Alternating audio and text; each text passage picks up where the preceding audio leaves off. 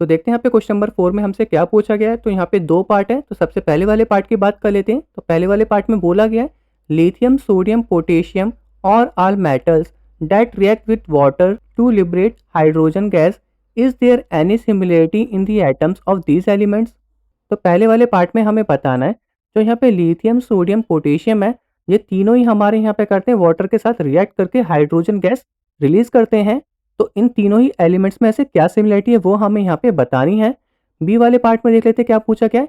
Helium is an unreactive gas and neon is a gas off extremely low reactivity, what if anything do their atoms have in common. तो यहाँ पे बोला गया है helium and neon दोनों ही हमारे यहाँ पे क्या है, लेस रिएक्टिव है। तो इन दोनों ही एटम्स में क्या कॉमन है वो हमें यहाँ पे बताना है। तो यहाँ पे मैं पहले वाले पार्ट का आंसर दे देता हूँ। तो हमें यहाँ पे साफ साफ क्या करना है, दोनों ही पार्ट में हमें यहाँ पे इलेक्ट्रॉनिक कॉन्फ़िगरेशन दिखानी है एलिमेंट्स की।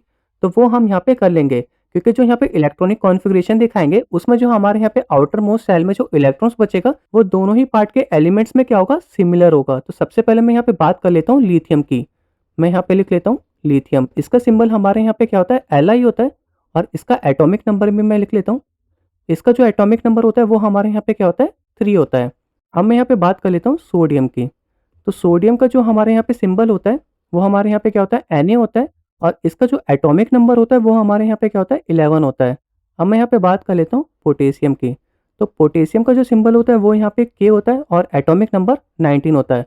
अब मैं यहाँ पे इसकी इलेक्ट्रॉनिक कॉन्फ़िगरेशन लिख लूँगा। तो यहाँ पे आप लिख सकते हैं इलेक्ट्रॉनिक कॉन्फ़िगरेशन, इलेक्ट्रॉनिक कॉन्फ़िगरेशन।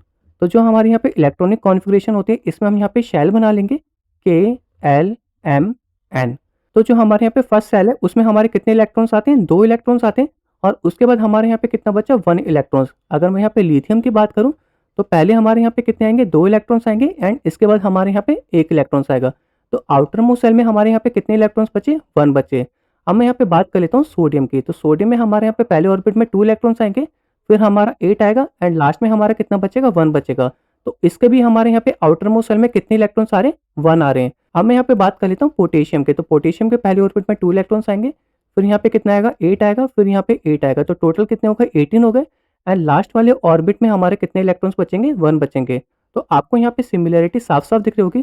तीनों के यहाँ पे जो हमारे आउटर मोस्ट सेल में इलेक्ट्रॉन्स है वो हमारे यहाँ पे कितने हैं, 1 है। तो इस तरीके से आप यहाँ पे इसके इलेक्ट्रॉनिक कॉन्फ़िगरेशन लिख के शो कर सकते हैं कि यहाँ पे क्या सिमिलरिटीज़ हैं। अब मैं यहाँ पे बात कर लेता हूँ इसके सेकंड वाले पार्ट की। तो जो हमारे यहाँ पे हीलियम एंड नियॉन दोनों ही हमारे यहाँ पे क्या है, नोबल गैसेस हैं या बोल सकते हैं इनर्ट गैस हैं। और इन दोनों का जो आउटर मोस्ट सेल होता है वो पूरी तरीके से फिल होता है, जिसकी वजह से ना तो ये किसी को इलेक्ट्रॉन देते हैं और ना ही किसी से लेते हैं। इसलिए ये हमारे यहाँ पे क्या होते हैं, लेस रिएक्टिव होते हैं। तो मैं यहाँ पे सबसे पहले बात कर लेता हूँ हीलियम की। तो हीलियम का जो हमारे यहाँ पे सिंबल होता है वो हमारे यहाँ पे क्या होता है, He होता है। और एटॉमिक नंबर हमारे यहाँ पे क्या हो जाएगा, 2 हो जाएगा। दूसरा जो हमारे यहाँ पे क्या है, नियॉन है। और नियॉन का जो सिंबल होता है वो हमारे यहाँ पे Ne होता है और एटॉमिक नंबर क्या होता है, 10 होता है। इसकी इलेक्ट्रॉनिक कॉन्फ़िगरेशन लिख लेते हैं। तो पहले वाले ऑर्बिट में हमारे यहाँ पे 2 इलेक्ट्रॉन्स आ गए, पूरी तरीके से फिल हो चुका है। और दूसरे वाले में हमारे यहाँ पे क्या होगा, 2 एंड 8। तो इनके जो आउटर मोस्ट ऑर्बिट है पूरी तरीके से फिल होने की वजह से ना तो ये किसी को इलेक्ट्रॉन देते हैं ना ही किसी से लेते हैं, जिसकी वजह से ये हमारे यहाँ पे क्या होते हैं, लेस रिएक्टिव होते हैं। तो होप आपको यहाँ पे समझ में आ गया होगा लिथियम, सोडियम, पोटेशियम में क्या सिमिलरिटीज थी एंड हीलियम एंड नियॉन में क्या सिमिलरिटीज थी। अब हम चलते हैं अपने नेक्स्ट क्वेश्चन की तरफ।